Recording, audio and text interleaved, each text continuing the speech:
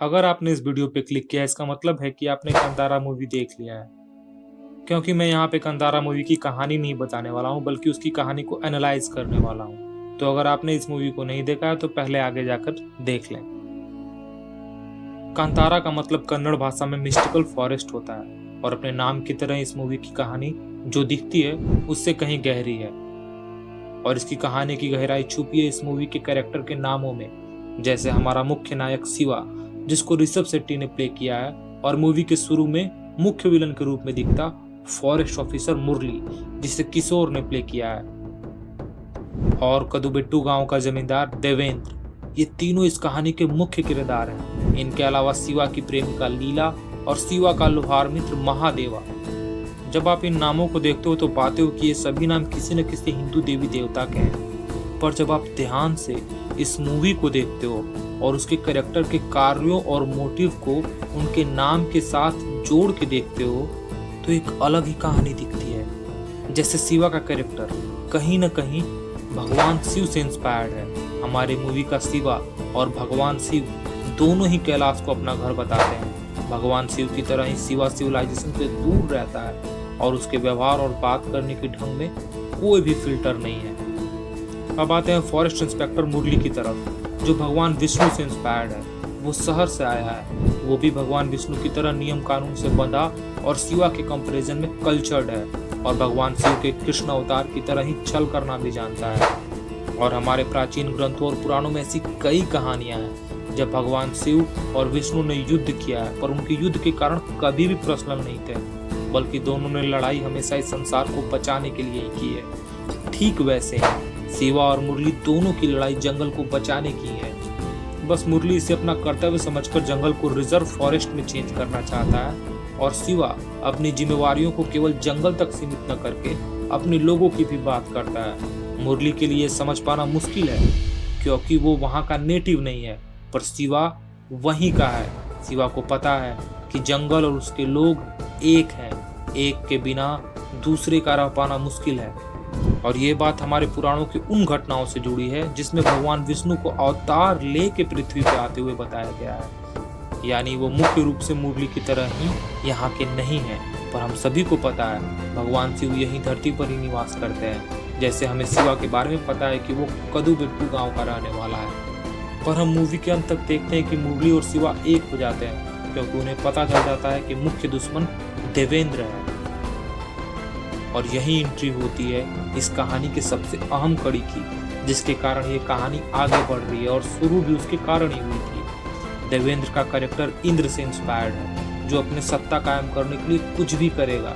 और हम सबको पता है कि कदुबेट्टू का सबसे अमीर आदमी देवेंद्र कई मायनों में भगवान इंद्र के कैरेक्टर ट्रेट दिखाता है।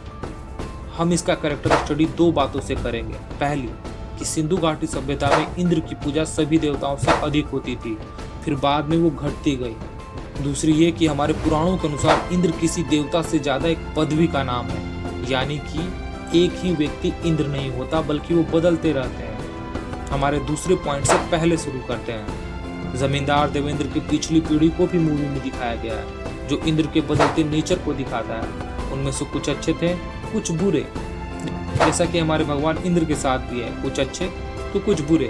हाँ, एक बोनस पॉइंट, मूवी में शिवा को जेल से जो बेल कराता है उसका नेम राजेंद्र है, जो कि भगवान इंद्र का ही नाम है, और राजेंद्र को इंद्र की तरह ही सत्ता के प्रति लगाव है।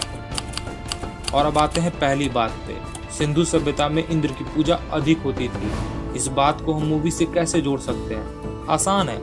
मूवी के शुरू में जो राजा, जो कि इंद्र को रिप्रेजेंट करता है, अपनी जमीन गांव वालों को दान कर रहा है और बदले में एक ईश्वर को गांव में लाता है। ये इस बात का सिंबल हो सकता है कि भगवान इंद्र की लोकप्रियता धीरे धीरे घट रही है और उनके लोग ही अब दूसरे इष्टों की पूजा करने लगे हैं। यहाँ पर जमीन सम्मान या आदर को रिप्रेजेंट कर रही है, और देवेंद्र जमीन के रूप में अपने सम्मान को वापस पाने की कोशिश कर रहा है। इस तरह की इंद्र और भगवान कृष्ण के बीच की लड़ाई की एक कहानी भी है, जिसमें इंद्र गोकुल के लोगों से गुस्सा हो जाते हैं कि वे लोग उनकी पूजा अब नहीं कर रहे हैं और उन पर भारी वर्षा करते हैं, और उस भीषण बारिश से बचाने के लिए स्वयं कृष्ण गोवर्धन पर्वत को उठाकर सभी गांव वालों की रक्षा करते हैं।